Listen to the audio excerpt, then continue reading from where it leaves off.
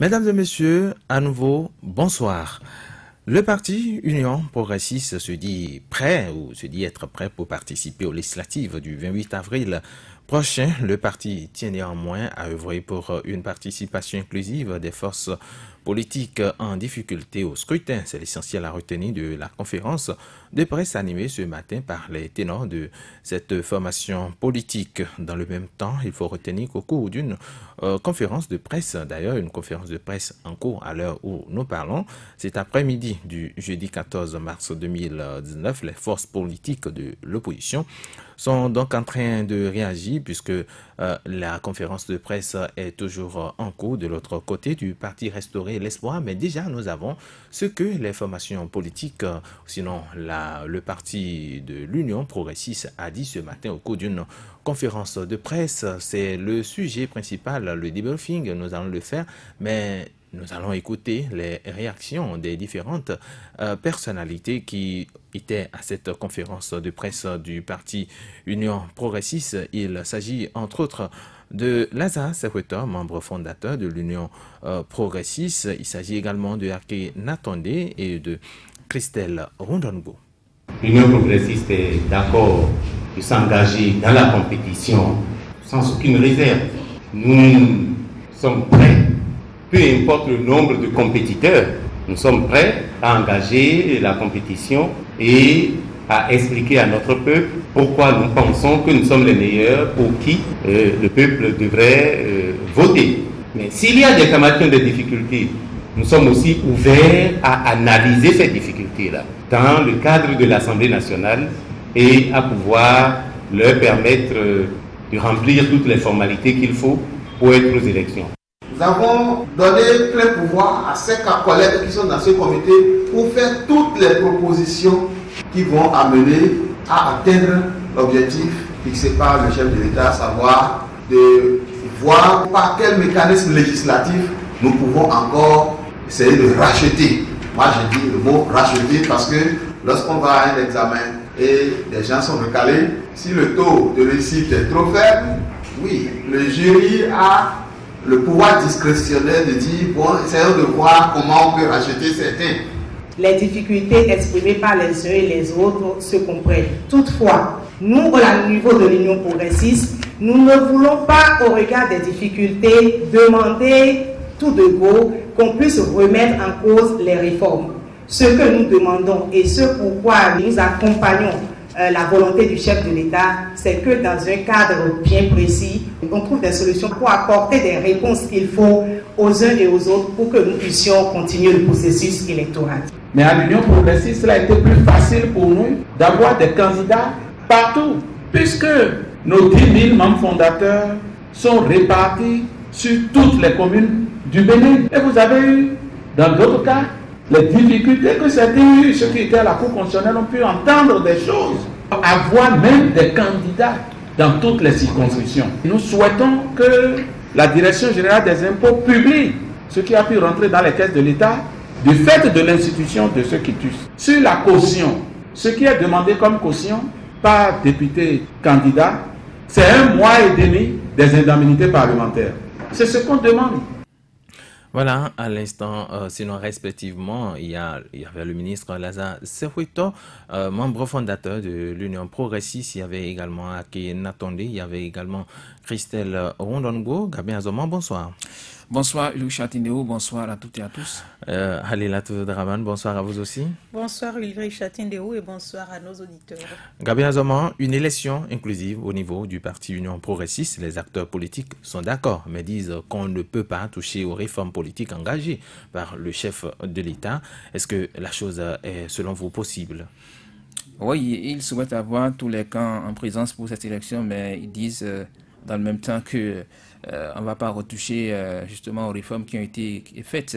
Parce que quand vous les écoutez, il y a comme quelque chose qu'on dit et en même temps on dit son contraire. On dit que quelqu'un dit on ira à ces élections quel que soit le nombre de personnes le nombre de partis politiques qui seront dans la compétition. Alors, si les acteurs de l'opposition jusqu'à présent ne sont pas rassurés et qu'ils ne cessent de sortir pour essayer d'exprimer leur inquiétude par rapport à cette élection qui se fera peut-être sans eux, Alors, il faut que l'Union progressiste puisse tenir un autre discours parce que dire que nous irons à ces élections, mais retoucher aux réformes ne sera pas possible, c'est pas évident parce que nous savons que des lois qui sont votées comportent des dispositions qui, jusqu'ici, constituent des blocages pour l'évolution du processus électoral. Alors, si c'est le cas, il faut simplement souhaiter qu'à l'Assemblée, les députés puissent trouver la formule qu'il faut ou carrément, si on doit mettre de côté ces lois qui sont des lois polémiques, il faut justement militer ou travailler à cela, mais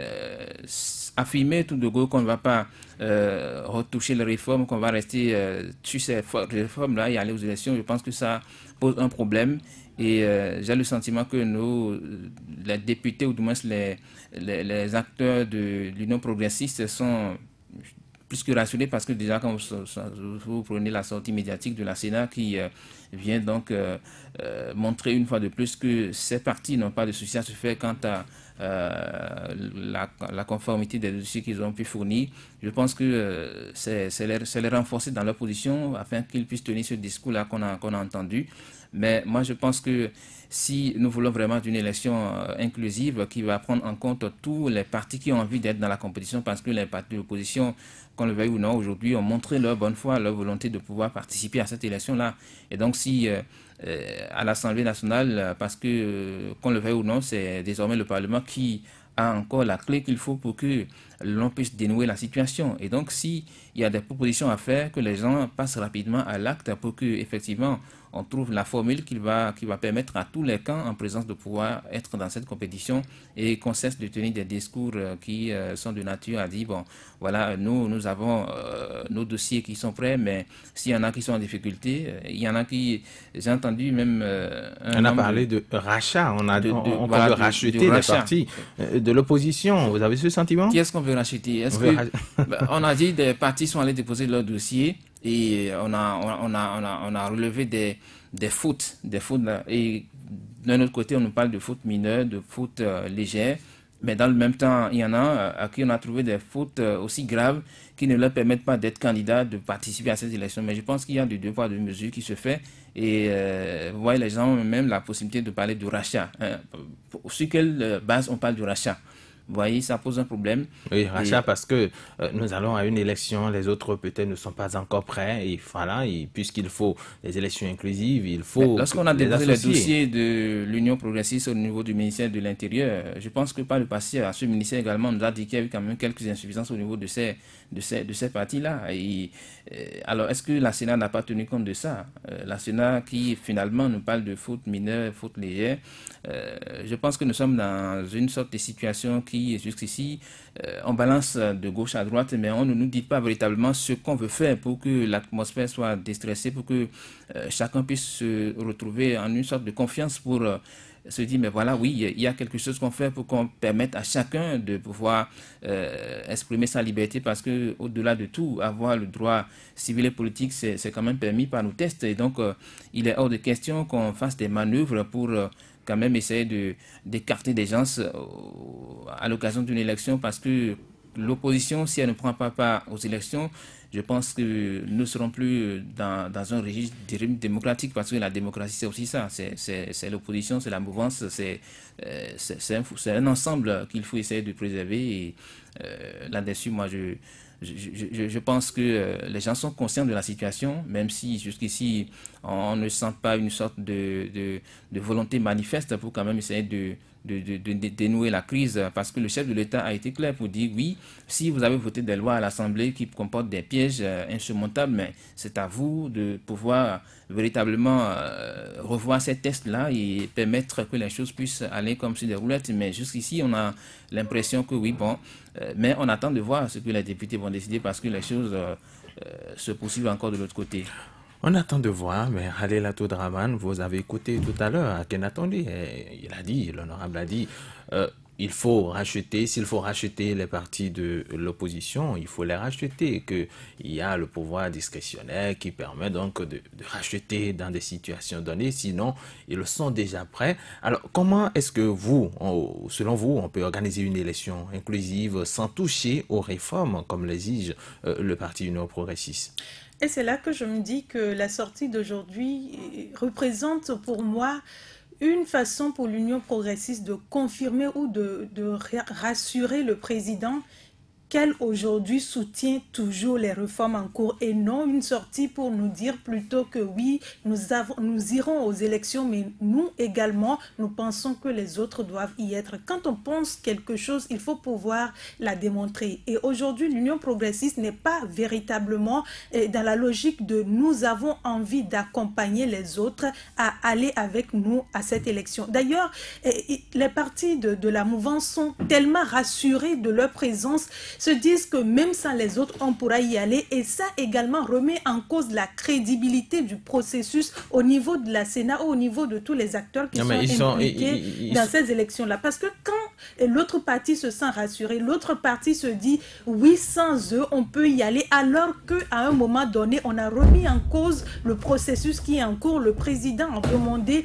que les députés retournent à l'Assemblée nationale pour revoir les tests afin que les autres puissent être. On se dit, ah oui, qu'est-ce qu'on veut réellement? Parce que si vous avez envie d'accompagner les autres, il faut que ça se sente dans votre comportement et dans vos dires. Vous ne pouvez pas à la fois dire, oui, on a envie que les autres soient dans la course et réaffirmer votre soutien et demander qu'on ne touche à aucune des réformes engagées jusqu'à ce jour. Vous pensez qu'il y a une contradiction entre la volonté du chef de l'État et les militants des deux blocs qui accompagnent les actions du chef de l'État? Peut-être que les militants qui accompagnent les actions du chef de l'État ne se sont pas encore très bien approprié la demande du chef de l'État, ou peut-être que en dehors de la demande du chef de l'État, il se cache quelque chose aujourd'hui, parce que si véritablement c'est le chef de l'État qui a ces deux partis qui représentent la mouvance, si véritablement les deux partis qui représentent la mouvance vont aux élections sur la même base que les autres... Il n'y a pas que ces partis qui soutiennent. Il y a le Bloc républicain, c'est vrai, il y a l'Union progressiste qui soutient les actions du chef de l'État. Mais en dehors de ces deux partis, il faut préciser, puisqu'il y a des gens qui nous écoutent à l'international, qu'il y a d'autres partis. Il y a le PRD, il y a Moël, il y a que ce soit FCDB et autres qui soutiennent le chef de l'État. Qui ont été des partis qui sont autorisés l'émanation du chef de l'État. La Sénat, les partis qui sont autorisés selon la Sénat. Et on sait également que, c'est une petite parenthèse, on sait également qu'au début, le chef de l'État a demandé deux partis et que dans les ramifications, dans les prolongements, il y a eu des partis qui ne se sont pas, retrouvés sur les deux listes. Et du coup, aujourd'hui, on considère que les deux véritables partis de la mouvance sont les partis Union progressiste et les partis, le Bloc républicain. Donc, aujourd'hui également, ce sont ces deux partis qui sont autorisés selon les résultats d'études de dossiers de la Sénat à participer aux élections. Donc ce sont ces partis qui se voient confortés et qui se disent que oui, sans les autres, on peut y aller. Mais quand on parle de démocratie et quand on demande la participation inclusive de tous les partis, on ne peut pas à la fois dire oui, on veut que les autres soient là et dire qu'on ne veut pas toucher. Encore que le chef a demandé qu'on touche aux tests pour pouvoir permettre la participation des autres. Et pour revenir à la question de rachat, je ne sais pas sur quelle base l'Union progressiste aujourd'hui parle de rachat, parce que je ne pense pas que si même il devrait y avoir, que ce soit l'Union progressiste qui soit la personne ou l'institution, si on suppose que c'était une institution capable de définir s'il y aura rachat ou pas. Et aujourd'hui, je ne pense pas qu'il y ait rachat, parce que si les tests étaient là et que ces tests-là, on disait oui, c'est sur la base de ces textes-là, on ne les touche pas ou on ne les retouche pas que nous allons à l'élection, l'Union progressiste peut dire ah oui, nous allons voir dans quelle mesure, ou on demanderait de voir dans quelle mesure ces autres partis pourraient participer. Mais aujourd'hui, ce sont les tests en fait qui sont remis en cause. Et si ces tests sont remis en cause, ça veut dire même que sur l'Union progressiste ou la validation de la candidature de l'Union progressiste et du Bloc républicain peut être remis en cause, puisque ces deux partis aujourd'hui, le processus n'est pas allé à son terme pour qu'on puisse dire exactement ce sont ces deux partis qui sont dans la compétition. C'est d'ailleurs pour ça qu'on demande à l'Assemblée nationale de pouvoir réviser les textes. Et si on en arrive à la révision des textes, ça veut dire que quelque part, les réformes seront touchées. On devra revoir les réformes en cours, puisque quand on parle de réforme ici, il s'agit du code électoral, il s'agit de la nouvelle charte des partis politiques, et on ne peut aujourd'hui, à moins que d'ici là, le Parlement vienne avec une proposition qui puisse sortir de l'ordinaire ou de l'extraordinaire et qui ne pourrait pas toucher les deux textes qui entrent dans le cadre des élections. Je pense que quelle que soit la suite à donner, il y aura retouche de ces textes-là. Sinon, aujourd'hui, on sera à la même situation. L'Union progressiste et le Bloc républicain seront les seuls partis autorisés à participer à ces élections. Et je ne pense pas, selon les dires du président, que ce soit véritablement ses vœux. Gabin Azoma, vous avez suivi les réactions des membres fondateurs du parti Union progressiste et vous avez également, ils ont dit, vous avez suivi également la réaction cette semaine du ministre de la Justice sur une chaîne internationale qui disait que avec ou sans l'opposition, on peut aller aux élections et ces élections seront crédibles, ces élections seront donc acceptées de tous. Et vous avez également suivi ce soir cette réaction. Est-ce que vous ne voyez pas déjà que même après la rencontre de l'Assemblée nationale, si une décision se prenait pour donc sortir de crise, que cette décision peut être également contestée? Oui, c'est vrai, on a suivi le ministre de la Justice sur Radio France Internationale, c'est vrai, et il tenait un discours qui est carrément à l'antipode de ce qu'on a entendu avec le chef de l'État, parce que on a le sentiment que nous sommes dans un jeu de ping-pong. Le ministre est rejoint désormais par l'Union progressiste dans sa position, alors que le chef de l'État lui souhaite véritablement que nous puissions avoir une élection à laquelle prendraient part tous les acteurs en présence, et ça part donc de comment on fait pour retoucher les réformes qui ont été opérées par rapport au code électoral et par rapport à l'achat des partis politiques. Alors, mais si fondamentalement le chef de l'État est dans cette logique de pouvoir faire en sorte que le processus électoral puisse avancer et que ses collaborateurs puissent se mettre à tenir ces genres de discours, mais ça prouve effectivement que à l'Assemblée nationale, on pourrait assister à une sorte de revirement de situation qui nous amènerait justement encore à la case débat, parce que quand les acteurs de l'Union progressiste tiennent ce discours, c'est désormais dit que les députés qui sont de la mouvance présidentielle vont certainement s'arrimer à ce que disent les membres de ce parti. Et fondamentalement, est-ce que nous allons assister à quelque chose qui... dénouement. Oui, mais on est encore dans le doute, parce que là, c'est à croire que ces députés de la mouvance vont constituer encore un blocage pour la volonté... Ils ont dit, nous voulons des élections inclusives, mais donc c'est déjà un pas où... oui, mais si nous voulons des élections inclusives, cela suppose que les réformes qui ont été opérées et qui nous mettent encore dans cette situation doivent être revues. On doit pouvoir modifier les textes fondamentalement. Si on ne modifie pas les textes, c'est que les députés s'entendent pour dire, voilà, nous mettons de côté ces textes-là et puis nous... faisons recours aux anciens textes qui ont toujours permis d'avoir des élections législatives. Si on ne le fait pas de cette manière et que ces députés de la mouvance présidentielle, ces membres du parti Union progressiste ou encore du Bloc républicain vont rester confortés dans leur position, qui tranche encore avec ce que le chef de l'État a eu à dire il n'y a pas longtemps et qui affirme sa volonté de pouvoir permettre à chaque camp en présence dans les élections. Je pense que nous n'allons pas attendre grand-chose, en tout cas, de ce qui se fait par les députés en concertation aujourd'hui à l'Assemblée nationale.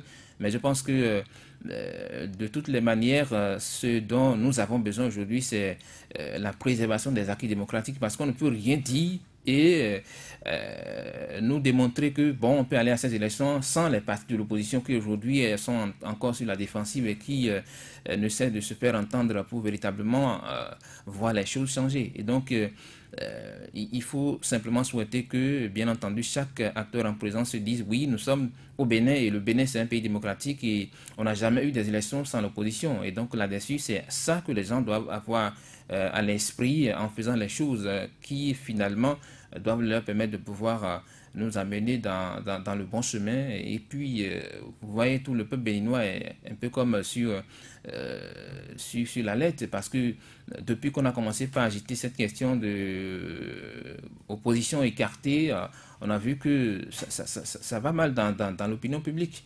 Et donc, même au-delà du Bénin... Le chef de l'État également l'a reconnu. L'a reconnu, mais est-ce que ceux qui entourent le chef de l'État aujourd'hui sont également dans la même logique que le chef de l'État? C'est là la question se pose. Mais on a le sentiment que c'est un jeu qui est en train de se jouer et qui finalement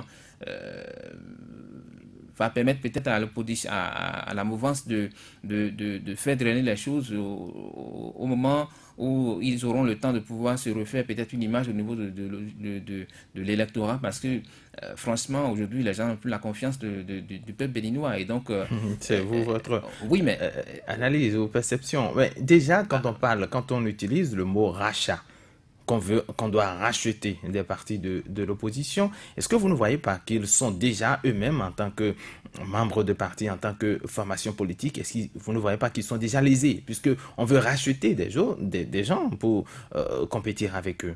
Non, mais c'est eux qui sortent l'expression rachat, parce que jusqu'ici, la Sénat qui est à la manette et qui gère la situation dans cette institution n'a pas encore émis l'idée de racheter quelque parti que ce soit. C'est pas la Sénat qui rachète. C'est pas la Sénat qui rachète. Donc, je pense que tenir ce discours, c'est un peu comme si on veut être jugé parti.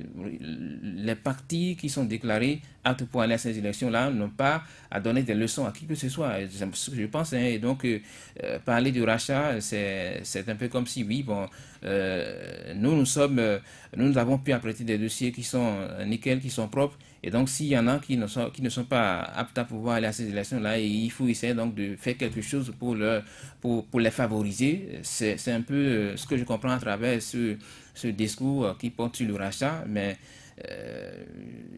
c'est une fois encore dramatique de savoir qu'on veut d'une chose et en même temps son contraire, parce que quand on parle d'élection inclusive et qu'on dit qu'on a la volonté d'avoir tout le monde en présence, eh bien, il y a des choses qu'on doit pouvoir éviter de dire, un peu comme ce qu'on a entendu au niveau des acteurs de ce parti, Union progressiste, qui estime que oui, bon, il faut racheter nos camarades qui ne sont pas en règle. Non, on sait dans quel contexte on a déclaré les deux partis qui relèvent du camp du chef de l'État aptes pour ces élections. Et on sait également dans quel contexte les partis de l'opposition ont été déclarés inaptes pour ces mêmes élections-là. Et donc, le discours, le débat est encore là. Ce qu'on reproche à ces partis de l'opposition qui, aujourd'hui, ne peuvent pas aller à ces élections, tout le monde, jusqu'ici, on se pose la question de savoir si c'est vraiment fondé. Parce qu'on a eu une loi qui a été votée, mais complétée ensuite par la Cour constitutionnelle, parce que quand on parle de certificat de conformité, nous savons tous que c'est aussi l'un des soucis majeurs. Quand on parle de quand on parle de quitus fiscal, oui, on est d'accord pour dire que oui, il faut que vous soyez un citoyen modèle avant de pouvoir prétendre aller à une élection. Ça, c'est vrai, mais on a aussi déploré le fait que, bien entendu, la façon dont ces quitus sont délivrés pose problème. Et donc, tout ça, il faut que les gens essaient quand même de voir la situation au lieu que de tenir des discours qui ne sont pas de nature à ramener justement la paix, la tranquillité donc au sein des acteurs politiques qui aujourd'hui sont sur le terrain et qui se battent pour que nous puissions avoir vraiment des élections inclusives. Alelato Draman, à l'allure où vont les choses, est-ce qu'on peut espérer que les acteurs politiques finissent par accorder le violon pour une sortie de crise? Je pense que ce sera la surprise de ces législatives-là, parce que nous sommes à 5 semaines, si je ne me trompe, de la date prévue le 28 avril.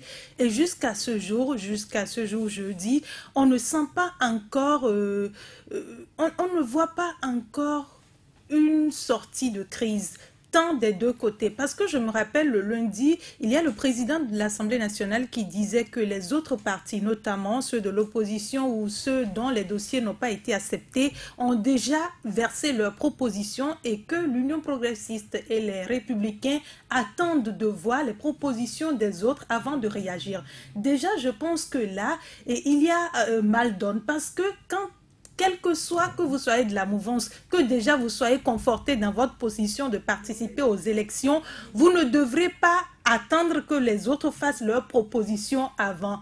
Et je ne sais pas si c'est pas pur hasard ou si c'est disons, Dieu qui était dans nos prières. Je pense que, je me dis, si déjà le PRD ou les autres partis dont les dossiers avaient été pris à la Cour constitutionnelle, pardon, à la Sénat, avaient eu leur dossier validé ou leur candidature validée pour les législatives, on ne serait pas là aujourd'hui à faire le débat. Ce serait un peu comme le PR l'avait dit, le président l'avait dit, ah oui, ce sont les autres qui qui ont été dans l'incapacité de pouvoir être en règle. Et ce sera le discours tenu par tous les autres partis. Aujourd'hui, par pur hasard, même les partis qui sont supposés être des partis de la mouvance ne sont pas à jour, ce qui fait que ce débat se tient aujourd'hui, ce qui fait qu'on tous sont dans l'obligation de revenir sur la proposition des partis de l'opposition, c'est-à-dire revoir les textes afin que tout le monde aille aux élections. Mais on ne peut pas dire en notre fort et âme, en notre conscience, dire oui, nous voulons que les autres soient de la partie et ne pas mettre en œuvre des actes et des actions qui puissent nous permettre d'arriver là. Et si je m'en tiens au discours des membres de l'Union progressiste, peut-être un discours qui sera relayé d'ici là par les républicains également, on ne peut pas arriver à un consensus si chaque parti garde sa position de ce que moi, je suis conforté dans ma position. Moi, quel que soit ce qui arrive, je pense que je serai à ces élections. Et donc, je pense qu'il ne faut pas toucher au texte pour pouvoir permettre aux autres, ou que ce soit, ah oui, nous, en tant que bloc républicain, on pense qu'on doit racheter les autres, ou on pense que la Sénat ou les institutions sont en train de racheter les autres. Ce n'est pas possible, on ne doit pas toucher, on ne va pas arriver véritablement à un consensus. Et au législatif, si chacun se conforte dans sa position, si chacun garde sa position. Et je pense ici qu'il est question de démocratie, de paix, de transparence. Donc, chacun doit pouvoir faire des consensus. Et le consensus aujourd'hui, si ça doit être retouché, les textes, il faut qu'on y arrive. Un monsieur qui a donc avec nous désormais Honoré Benjamin Naoum. Bonsoir à vous. Bonsoir à vous, Ulrich, et bonsoir les amis auditeurs. Alors, nous parlons de la sortie des membres du parti Union progressiste aujourd'hui. Ils veulent des élections législatives inclusives, mais disent qu'on ne doit pas toucher aux réformes. Alors, doit-on douter de la bonne foi des partis de la mouvance quand ils disent vouloir des élections inclusives, mais posent en même temps des conditions? Je crois que le mot d'ordre est clair depuis le départ. Et quand vous parlez, par exemple, des partis de la mouvance présidentielle, il n'y a que deux partis en réalité. C'est l'Union progressiste et le Bloc républicain. C'est ceux qui ont refusé de se soumettre, qui ont décidé, par exemple, de fonctionner avec le PRD, ceux qui ont décidé de ne pas se soumettre également, vous avez très bien l'UDBN. Donc ces deux partis, en temps normal, pour ceux qui nous gouvernent aujourd'hui, il n'y a que deux partis. Vous allez me parler des FCDB. Tout à fait. Vous allez me parler de Moël Bénin. Puisqu'ils ont aussi déposé des dossiers, ils soutiennent les actions du gouvernement. Oui. Vous savez, tout simplement, en tout cas au regard de mes analyses à moi, ce n'était que des stratégies qui sont définies et qui vont permettre à ce qu'on puisse dire, et pourtant, on a éliminé d'autres partis. Il faut savoir que nous sommes dans une république où des rôles ont été attribués. Des rôles ont été attribués à certains acteurs. Et ils sont dans leur rôle. Comme dans une pièce de comédie. Par exemple, Moël Bénin. Si vous voulez mieux comprendre, suivez-moi. Si vous prenez par exemple Moël Bénin, dès le début de ce processus, dès qu'on a dit que la Sénat a tranché et que Moël Bénin n'est pas sur la liste retenue, vous avez écouté le président de Moël Bénin. Il a dit, il n'y a pas de problème. Il y a d'autres élections. Quand d'autres élections vont venir, nous irons. Pour nous, ce n'est pas une affaire de vie ou de mort. Est-ce que vous entendez ça? Ça veut dire que Moël Bénin, dans le jeu, avait son rôle. Et Moël Bénin a joué son rôle. Vous avez, par exemple, les FCDB qui se fait appeler Parti de l'opposition. Aujourd'hui, les opposants sont en train de revendiquer l'éjection du système. Mais est-ce que vous avez vu ce parti se mettre au devant de la scène pour exiger quelque chose? Rien du tout. Donc, ce que vous devriez comprendre, pour le gouvernement en place, il n'y a que deux partis qui les accompagnent. Et ce n'est pas pour rien que l'idée de deux partis a été donc, mise sur pied. L'idée de deux partis, tout simplement parce qu'on ne dira pas après, c'est le seul parti de l'opposition, le seul parti de la mouvance, le parti unique là qui va à une élection.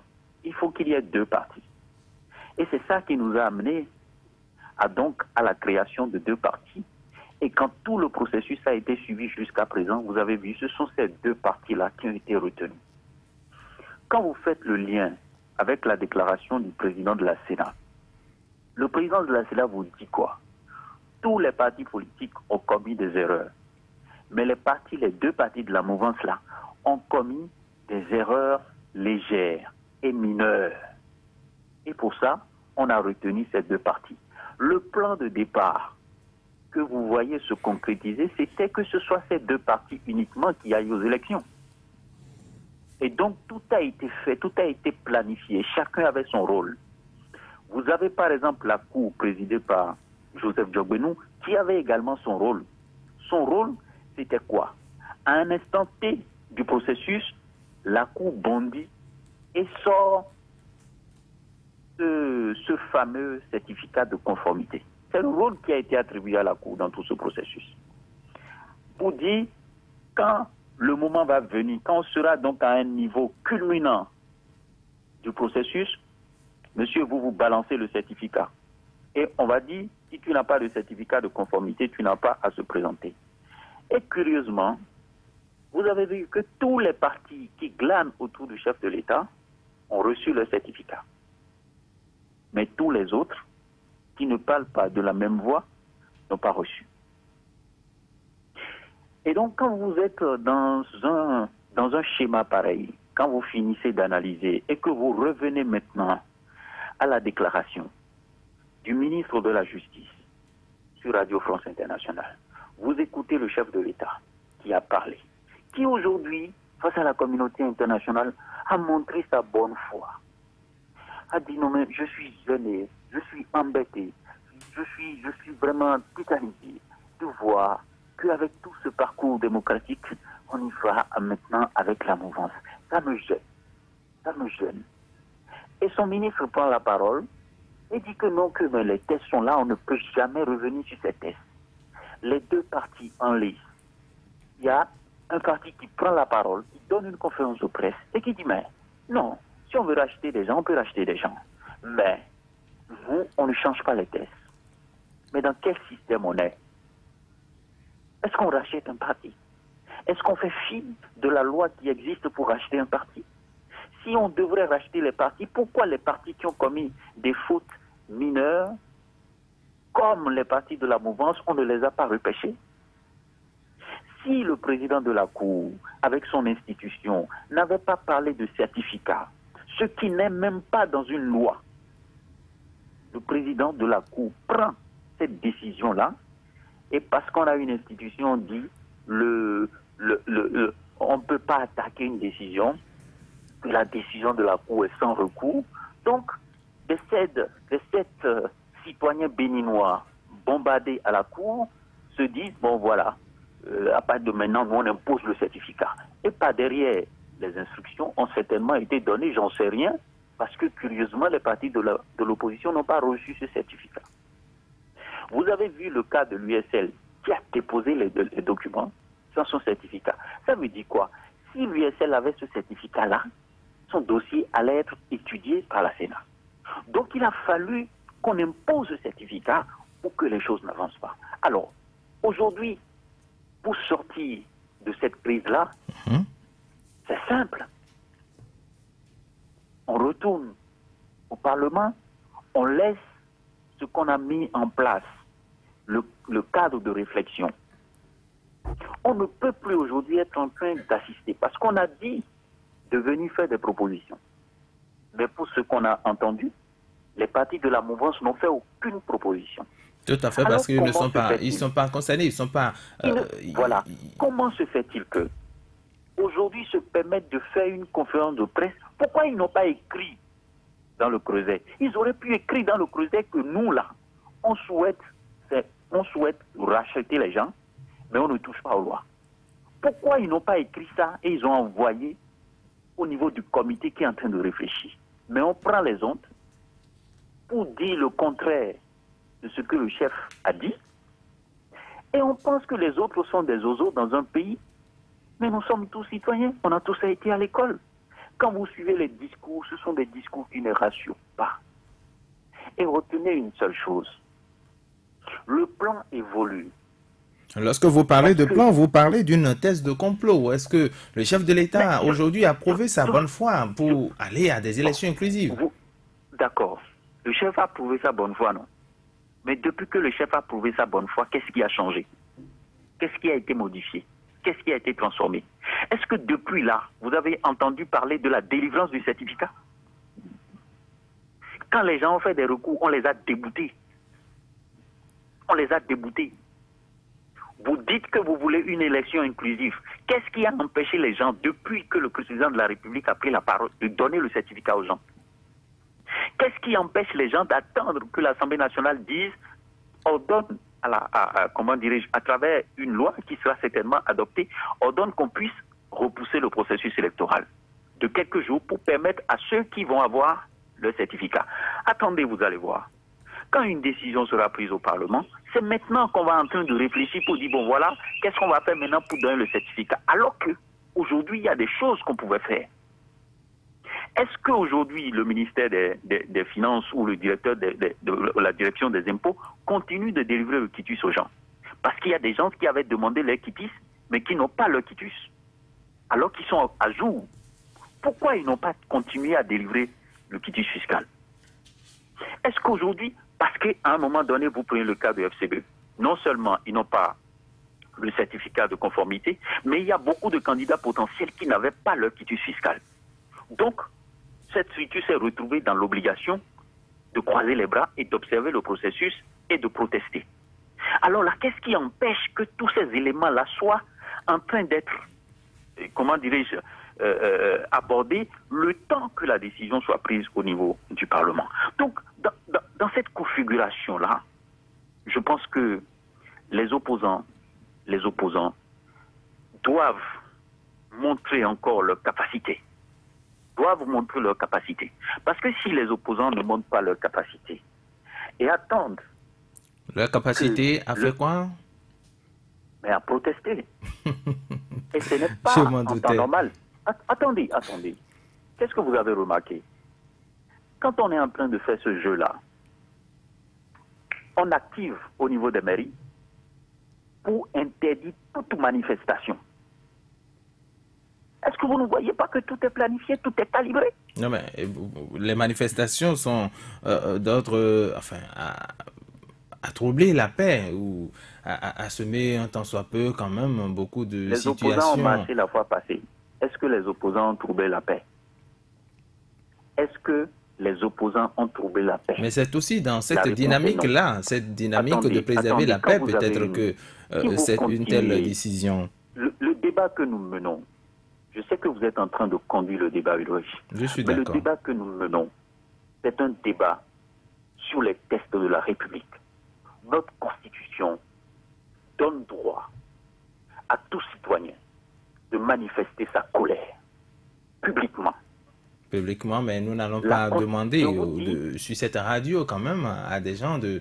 nous n'allons pas susciter cette envie dans le cœur des Béninois. Est-ce que je suscite l'envie? Est-ce que j'ai appelé un groupe à aller manifester? Je vous parle de la constitution de notre pays. Mais quand des municipalités interdisent gaillardement des manifestations populaires, est-ce que vous êtes content? Est-ce que vous êtes fiers? Parce qu'au-delà de tout, avant d'être journaliste, vous êtes citoyen. Et citoyen béninois. Est-ce que vous êtes fiers? Est-ce que les citoyens de ce pays, mais il faut aller l'écouter, ces mouvanciers. Quand ils quittent le micro, quand vous les retrouvez, il faut aller les écouter. Pour savoir dans quel embarras ils se trouvent. Pour savoir dans quel désarroi ils se trouvent.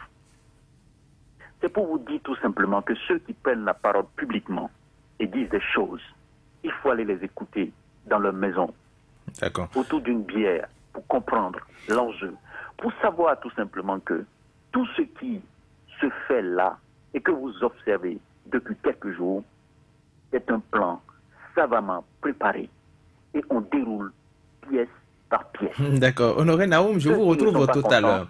C'est à eux de démonter ce plan pour permettre à la République de respirer. Je vous retrouve tout à l'heure pour une seconde de prise de parole. Souhaiter la proclamation du stress tous les jours. Les citoyens béninois sont stressés. Quand vous tomberez malade en chaîne, vous comprendrez que des Béninois sont stressés par cette manière de formater un processus électoral dans un pays démocratique, 29 ans après. Ça n'honore personne et ne manquez jamais d'avoir les mots pour dénoncer cette pratique. Ça n'honore personne. Merci à vous, Honoré Benjamin Naoum. Je le disais tout à l'heure, je vous retrouve dans quelques secondes pour une seconde de prise de parole. Mais déjà, Gabin Azoma, quelqu'un a-t-il intérêt qu'on organise des élections législatives sans l'opposition? Non, je pense que personne n'a intérêt que cela arrive, même si aujourd'hui, il y en a qui sont en train de nous démontrer tout cela. Le Bénin, c'est vrai, tout le monde s'accorde pour dire que nous sommes un exemple en termes de démocratie.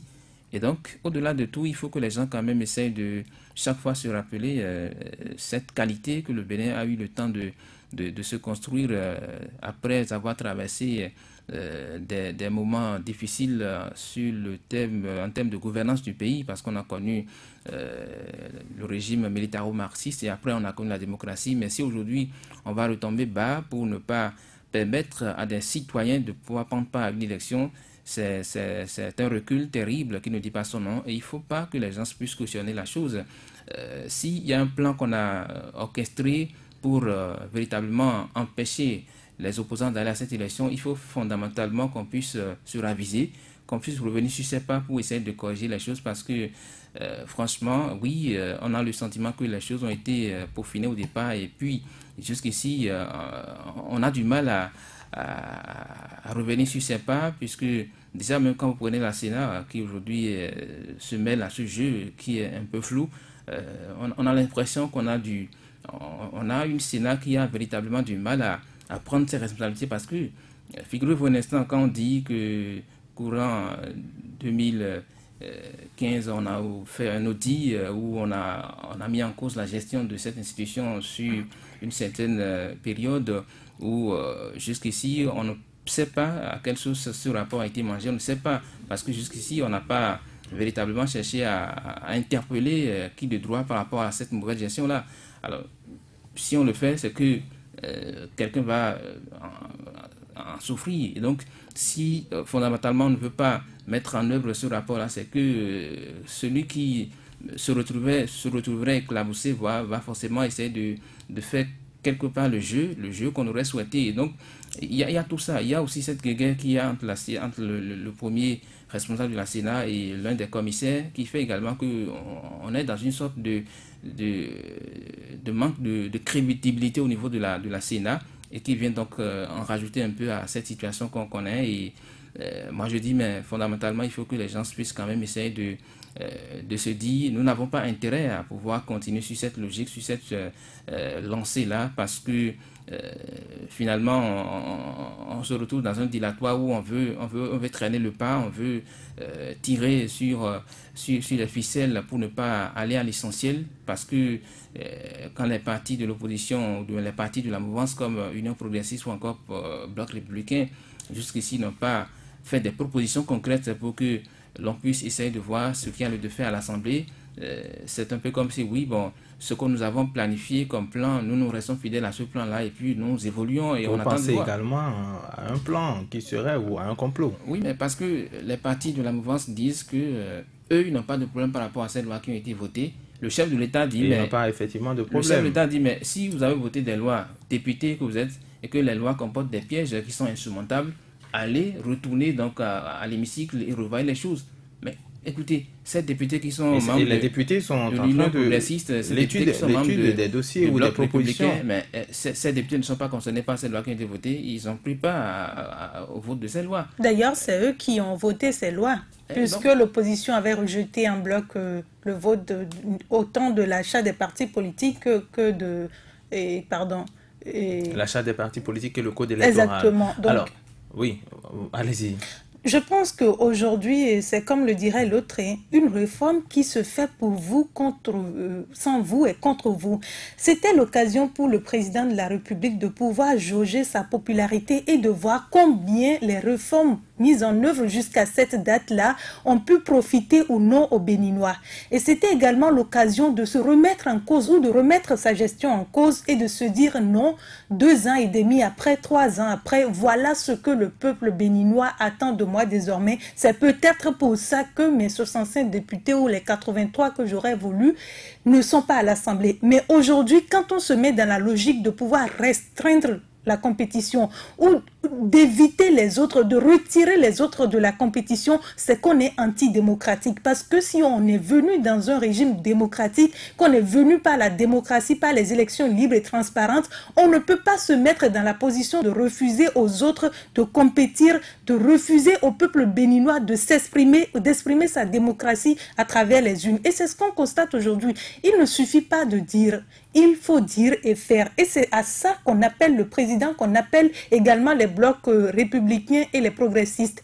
On se rappelle, il y a environ 1 mois, quand les partis de l'opposition sont allés voir le président de la République, le discours qu'il a tenu, il a suffi qu'il y ait une mission d'observation, il a suffi que des personnes, peut-être en dehors du Bénin, puissent intervenir dans ce processus-là pour que au lendemain de la proclamation par la Sénat, on nous dise « Ah oui, je veux rencontrer tous les partis, je pense que désormais... » Quand on veut s'exprimer, au-delà de ce que la personne dit, il faut voir ce que la personne fait et il faut voir la façon dont la personne s'exprime parce que le regard également, ces traits physiques également sont des traits de communication pour les personnes qui savent écouter, qui savent détecter tout ça là dans la communication. Et quand on prend le chef de l'État, quand il s'exprime, en tout cas pour moi, il ne m'a pas convaincu parce que quand vous êtes convaincu que les autres doivent participer à une élection, on sent ça dans votre regard, dans votre façon de parler et dans vos actes. Jusqu'à ce jour, le chef de l'État a parlé, ses collaborateurs disent le contraire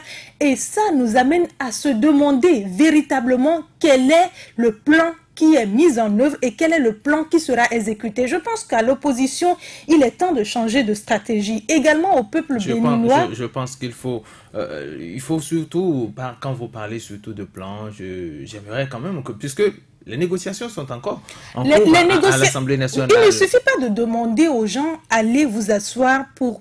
Il faut que dans tous les sens, que ce soit chez les républicains, chez les progressistes et même le ministre de la Justice qui est garant de la paix, de la démocratie, de notre processus démocratique dit qu'il y aura compétition sans les autres. Mais est-ce qu'on s'entend? Non, on ne fait pas le bonheur de quelqu'un sans la personne. Exactement. On ne peut pas obliger les opposants non. Aujourd'hui, ce n'est pas une question non, on n'oblige pas les opposants parce que si il était question d'obliger les autres, ils auraient eu le quitus, ils auraient eu le certificat et on aurait pu dire là, ils ont eu le choix et ils n'ont pas. Mais ici, vous ne donnez pas et vous demandez aux gens de se taire. Ils ne peuvent pas se taire, ils ne peuvent que réclamer. Aujourd'hui, ils n'ont que ça comme arme pour pouvoir se défendre. Et je pense qu'il faut changer de stratégie parce que si on s'en tient au discours, la fin n'est pas pour demain et on serait surpris de voir que ça aurait été du temps perdu, de la diversion pour pouvoir atteindre leurs objectifs. Honoré Benjamin Naoum, à la où vont les choses, est-ce que l'espoir est finalement permis?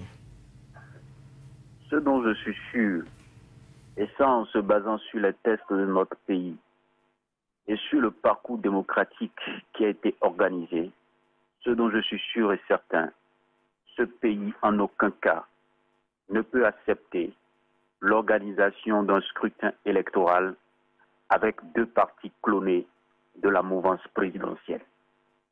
Les opposants ont le droit de participer à ce scrutin, quitte à les battre dans les urnes, dans les règles de l'art et imposer sa suprématie au Parlement. Mais on ne peut écarter la classe de l'opposition et passer à une élection de force avec ses amis et ses copains et ses lieutenants. Même si nous voulons, même si le gouvernement souhaite avoir une majorité au Parlement pour continuer ce qu'on a vu jusqu'à présent, il faut le faire dans les règles de l'art. La compétition doit avoir lieu et tous ceux qui sont engagés dans la vie politique de ce pays doivent se mettre debout pour exiger l'organisation de scrutin avec toutes les classes politiques de notre pays. Ça, c'est un combat citoyen au-delà de tout, parce que notre pays a un parcours, notre pays a un nom. On a l'habitude de dire que ici c'est le Bénin. Et je pense que demain, ça ne changera pas. Et donc, ce qui se fait aujourd'hui, il faut savoir, et j'insiste là-dessus, c'est un plan tracé depuis fort longtemps. Mais ce peuple doit pouvoir fracasser ce plan et permettre à ce que notre vie démocratique soit assainie au plus haut niveau de la République pour qu'on puisse respirer. Les citoyens béninois n'ont commis aucun péché pour vivre ce stress électoral. En tout cas, je pense que les citoyens, ceux qui ont voté pour le président Patrice Talon, l'appel populaire qu'il a eu et qui lui a permis d'être aujourd'hui dans le fauteuil présidentiel, tous ces gens-là ne méritent pas ce stress qui est imposé depuis des mois à cause de ce processus électoral. Et donc moi, j'ai foi en l'avenir. J'ai foi en l'avenir. Et j'ai la ferme conviction que l'élection aura lieu avec les opposants. Parce que c'est ça la fête électorale que nous avons toujours traversée dans ce pays. Et aujourd'hui n'est pas la veille de sa disparition. Aujourd'hui n'est pas la veille de son anéantissement. Ce qui est important, je pense que nous le retenons tous. Et l'expression populaire est contre. L'expression populaire est contre. Que ce soit au Bénin, en Afrique ou dans le monde entier, je crois que personne ne valide cette option. Dans tous les pays dictatoriaux ou tout ce que vous voulez, vous voyez très bien, on autorise tout le monde à aller en compétition. Le parti au pouvoir peut organiser tout ce qu'on veut par derrière et donc gagner. Mais au moins, la compétition se fait. Merci plutôt. À vous, Honoré Benjamin. Je pense que c'est là-dessus que nous devions conclure cette émission pour dire que l'espoir est permis parce que nous avons un peuple démocratique qui exige la compétition. Merci à vous, Honoré Benjamin Naoum. Et c'est sur cette note d'espoir que nous mettons un terme à cette émission. On se retrouve demain pour un autre numéro.